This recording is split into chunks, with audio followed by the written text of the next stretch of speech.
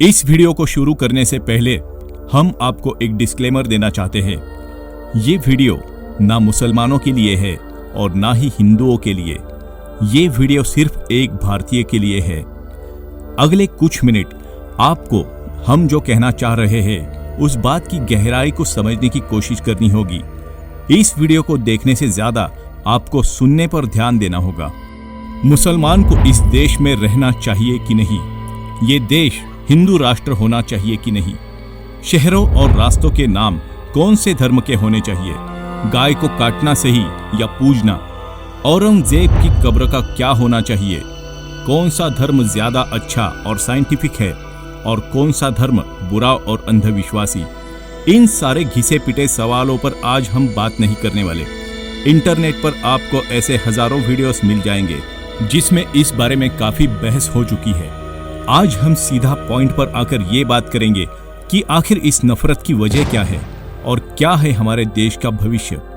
आज हम हमारे देश में हिंदू और मुसलमान के बीच जो नफरत या तनाव का माहौल देख रहे हैं, ये कोई आज की बात नहीं।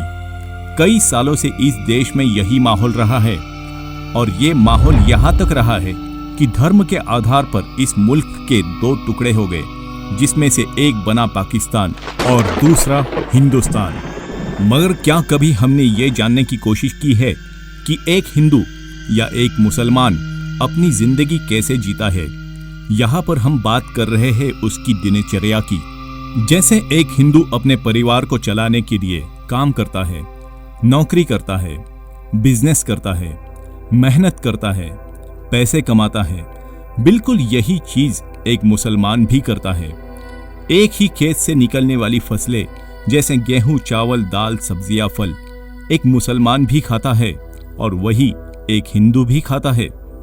जिस तरह एक हिंदू इंसान अपने परिवार से, अपने माँ बाप से, अपने बच्चों से प्यार करता है, इसी तरह एक मुसलमान भी करता है। जब चोट लगती है तो खून दोनों का लाल ही निकलता है, हिंदुओं का भगवा और मुसलमान का हरा नहीं निकलता। जो तकलीफ, जो बीमारियां एक मुसलमान को होती है वही एक हिंदू को भी होती है। और जिस तरह के अंधविश्वास मुसलमानों में होते हैं उसी तरह के अंधविश्वास हिंदुओं में भी होते हैं। अगर दोनों के जीवन में इतनी समानताएं हैं तो ऐसी कौन सी चीज है जो उनके दिल में एक दूसरे के लिए इतनी नफरत पैदा करती है? इसकी वजह ढूंढना इतनी आसान बात नहीं है जितनी लगती है। ये बात समझने के लिए हमें बिल्कुल इसकी जड़ तक जाना होगा। मगर उससे पहले अगर आपने चैनल को सब्सक्राइब नहीं किया तो चैनल को सब्सक्राइब कर लीजिए ताकि हमारे आने वाले वीडियोस की अपडेट आपको मिल सके। और हमें पूरा भरोसा है कि दिन भर के वही घिसे पिटे रील्स देखने से ये काफी इंटरेस्टिंग और महत्वपूर्ण होगा।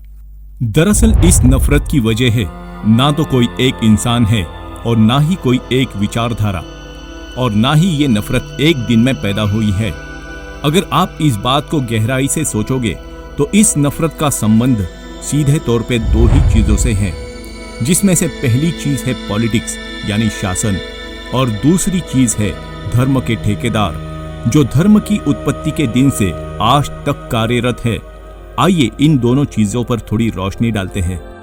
यकीन मानिए मुगल काल में भी भारत में हिंदू और मुसलमान के बीच इतनी नफरत नहीं थी जितनी आजकल देखी जाती है। इतिहास में आपको मुगल काल में एक भी ऐसी घटना नहीं मिलेगी जहां पर कभी सांप्रदायिक दंगों का जिक्र आया हो। कई मुगल बादशाहों के सरदार हिंदू थे और कई हिंदू राजाओं के सेनापति और मंत्रिमंडल में मुसलमान थे। दरअसल इस नफरत के बीज भारत में बोए थे अंग्रेजों ने, जिन्होंने ये पहले ही भांप लिया था कि अगर ये सारे लोग हमारे खिलाफ उठकर खड़े हो गए तो हमारा भारत में राज करना मुश्किल हो जाएगा। इसलिए उन्होंने धर्म के आधार पर भारत में हिंदू और मुसलमान में फूट डालना शुरू किया। दुख की बात यह नहीं कि अंग्रेजों ने ऐसा किया, दुख की बात यह है कि आज तक सभी पॉलिटिशियंस ने भारत में सत्ता के लिए इसी नीति को अपनाया है। इसके पीछे प्रमुख दो ही कारण है। पहला कारण है मेजॉरिटी का वोट हासिल करना और दूसरा कारण है कि असल मुद्दों से लोगों का ध्यान भटकाना, जैसा आजकल हम हमारे चारों ओर देख रहे हैं। फिर चाहे वो औरंगजेब की कब्र का मुद्दा हो या मंदिर मस्जिद का, लोगों के असल मुद्दे यानी बुनियादी समस्याओं पर काम करना बहुत थकाने वाला और बहुत चुनौतीपूर्ण काम होता है। इससे कई ज्यादा आसान होता है लोगों का ध्यान भटकाना और अपने छुपे हुए मंसूबों को पूरा करना। और दूसरी तरफ इन धर्म के ठेकेदारों ने भारत में इतनी ज्यादा नफरत और अंधविश्वास फैला के रखा है कि जिसकी कोई हद नहीं। आपको क्या लगता है वो ऐसा क्यों करते होंगे? इन लोगों के लिए भगवान, धर्म ये सब ऊपर ऊपर की चीजें हैं। अगर आप इसकी जड़ तक पहुंचोगे तो आपको सिर्फ एक ही चीज मिलेगी और वो है इकोनॉमिक्स, अर्थशास्त्र। ये सब होता है पैसों के लिए, सत्ता के लिए और अपने फॉलोअर्स बढ़ाने के लिए। और आजकल का हिसाब बहुत ही सरल है, जिसके जितने ज्यादा फॉलोअर्स उसके पास उतना ज्यादा पैसा और सत्ता। अगर खुद की लकीर बड़ी करनी है तो दूसरों की लकीर छोटी कर दो। यही आज तक धर्म के ठेकेदारों ने किया है और आगे भी करते रहेंगे। और सबसे ज्यादा चिंता की बात यह है कि जो लोग इन पॉलिटिशियंस और इन धर्म गुरुओं को अपना मसीहा समझ रहे हैं, वही सबसे बड़े देशद्रोही और इस देश के असली खलनायक है। आपका असली दुश्मन ना ही कोई मुसलमान है और ना ही कोई हिंदू।